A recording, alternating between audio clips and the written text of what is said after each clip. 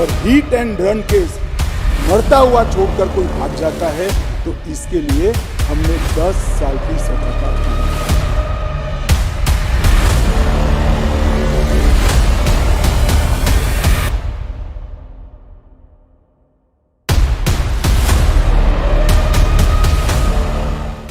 Truck driver सड़कों पर हैं, बस ड्राइवर सड़कों पर हैं, हंगामा मचा हुआ है पूरे देश में और इसका असर साफ देखा जा सकता है।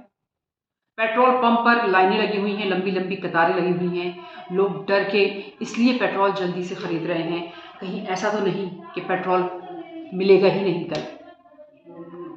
ये माहौल इसलिए बना है क्योंकि एक नया कानून हमारी सरकार लेकर आई है। वो कानून है कि हिट एंड रन केस अगर पुलिस को सूचित नहीं किया जाता है, मजिस्ट्रेट को इत्तला नहीं किया जाता है ड्राइवर की तरफ से, तो फिर 10 साल की सजा और 7 लाख का जुर्माना।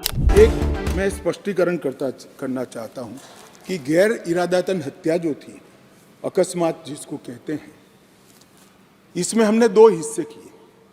अकस्मात तो किसी भी व्यक्ति से किसी भी स्थिति में हो सकता है। एक गाड़ी चलाता रहे एक व्यक्ति और रास्ते में कोई भी बेध्यान हुआ या कोई रश कर आ गया और अकस्मात हो गया।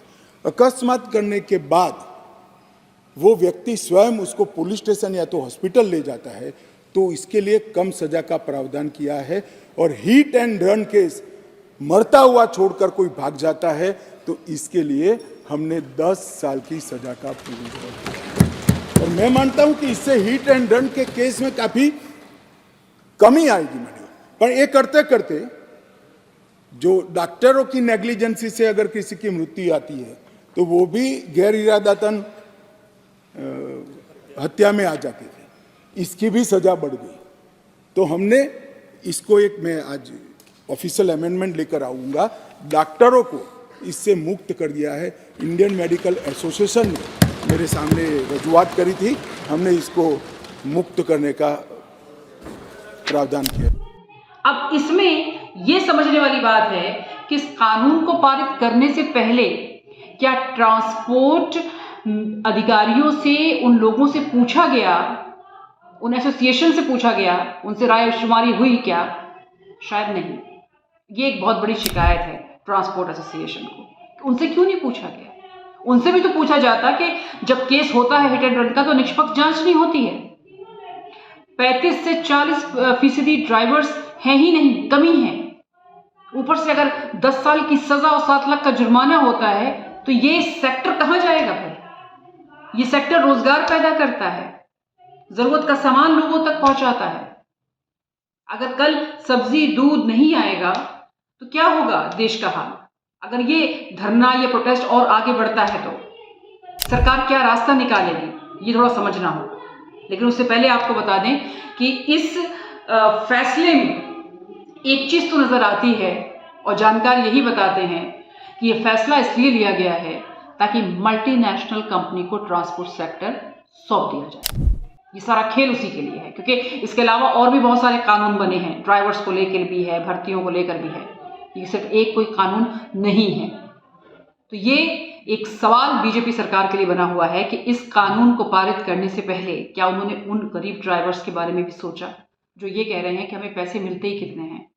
अगर हिट एंड रन का केस होता है तो हम तो खुद ही पुलिस थाने चले जाते हैं। और हम फेवर में नहीं बोल रहे हैं, ऐसा भी नहीं होता होगा, शायद कुछ और ही मंजर होता होगा वहां पे, लेकिन कम से कम ड्राइवरों का कहना है कि हमसे भी तो पूछा जाए कि हम किस तकलीफ में जी रहे हैं, हमें कितने पैसे मिलते हैं। हम रात और दिन काम करते हैं कि 1 महीना ड्राइविंग करते हैं, घर नहीं जाते हैं अपने।